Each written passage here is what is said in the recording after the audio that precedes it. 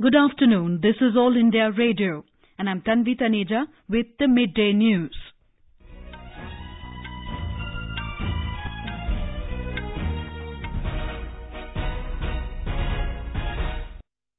The headlines. Withdrawal of nominations for the final phase of Chhattisgarh Assembly elections ends this evening. Lord Ayyappa Temple in Sabrimala opens for a special puja at 5 p.m. today amid tight security.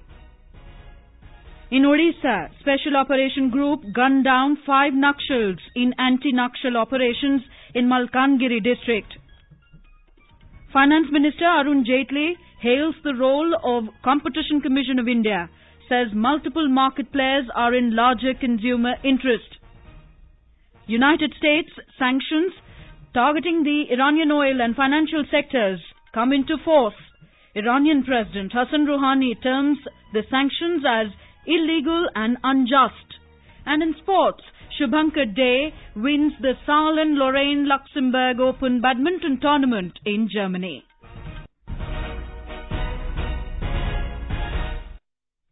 Today is the last day for withdrawal of nominations for the second and final phase of Chhattisgarh Assembly elections.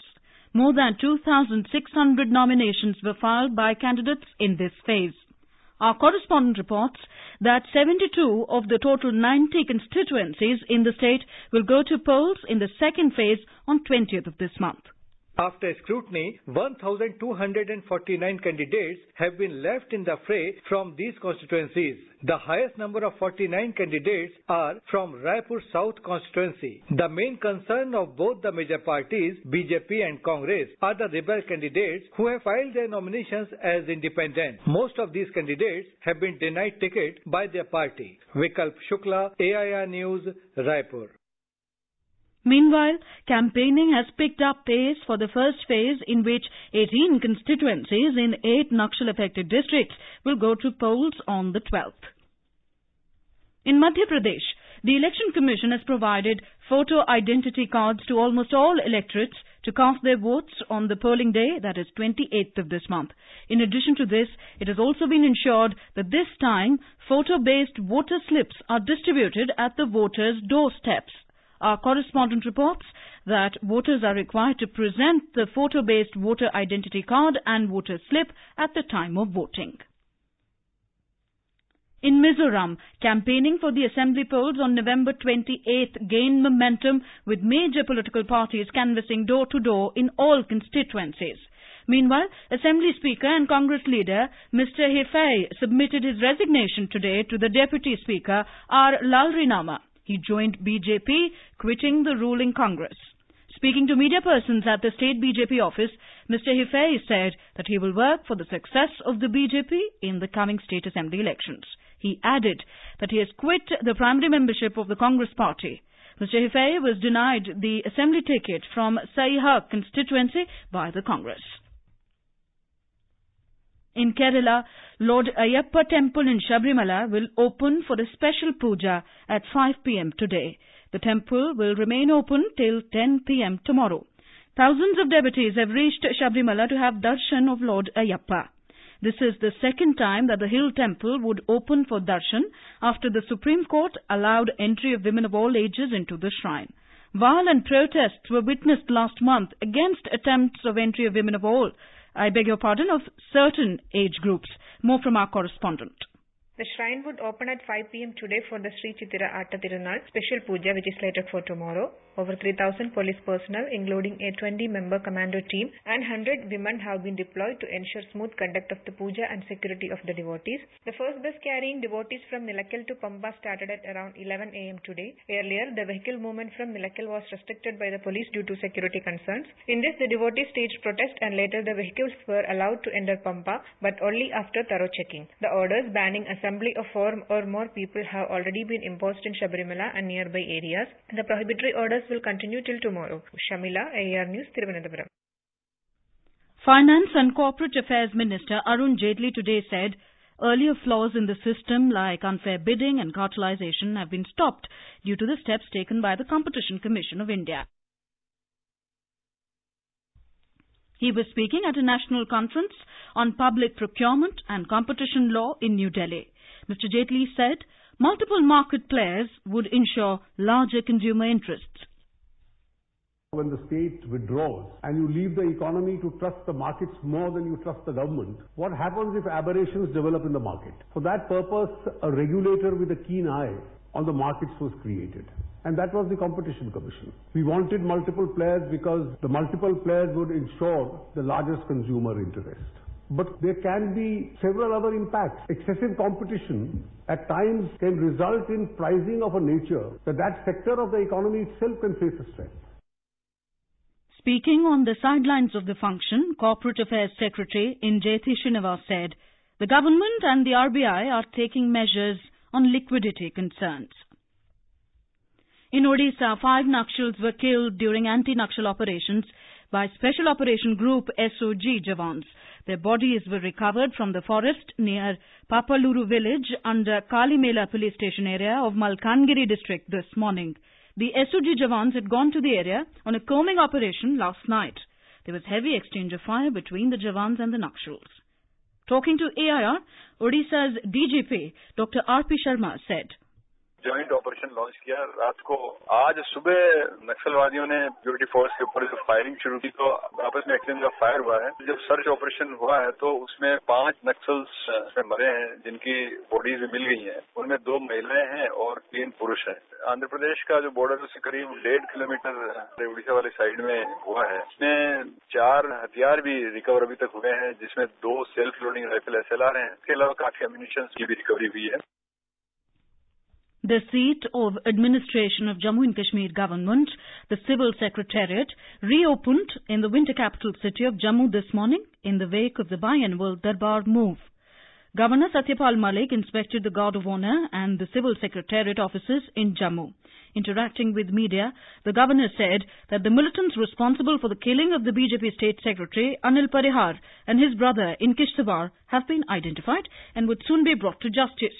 He said that the unfortunate political killing was the result of the frustration of forces across the border due to the peaceful conduct of municipal elections in the state.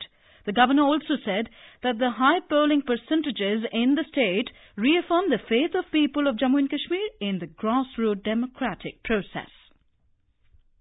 This is All India Radio giving you the news. For quick news updates round the clock, follow us on a Twitter handle at AIR News Alerts. You can also log on to our website news.air.nic.in. Dhanteras, the first day of Diwali, is being celebrated today. In Mumbai too, the festival is being celebrated with much fanfare. This day is also celebrated as the birthday of Dhanvantri, the god of medicines, according to Hindu mythology. More from our correspondent. Dhanteras or Dhanatrayodashi, considered to be one of the auspicious days in Hindu calendar year, is celebrated to seek blessings from the wealth of goddess Lakshmi for the prosperous and wealthy year. On this day, purchase of gold, silver, automobiles and utensils are done by people. The Shubh Muhurat is from 6 to 8 in the evening and people are expected to rush to the gold markets like Zaveri Bazaar and other jewellery shops in the evening. Although there was not much response in the bullion markets yesterday, the picture is expected to change due to Dhanteras in the evening. Shailesh Patil, AIR News, Mumbai. Prime Minister Narendra Modi has greeted the people on the occasion. In a tweet, Mr. Modi hoped that the special day will enhance the spirit of peace and prosperity in society.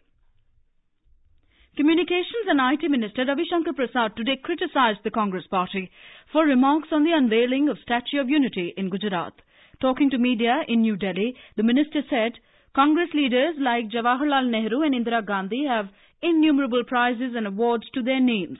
He said it should not be a matter of concern to Congress if a statue is built for Sardar Vallabhbhai Patel. Mr. Prasad also hit out at senior Congress leader P. Chidambaram for mocking Ram Temple and the statue of Sardar Patel on Twitter and called the tweet very provocative. In Jammu and Kashmir, the Srinagar-Jammu National Highway remained closed for the 3rd consecutive day for vehicular traffic due to bad weather.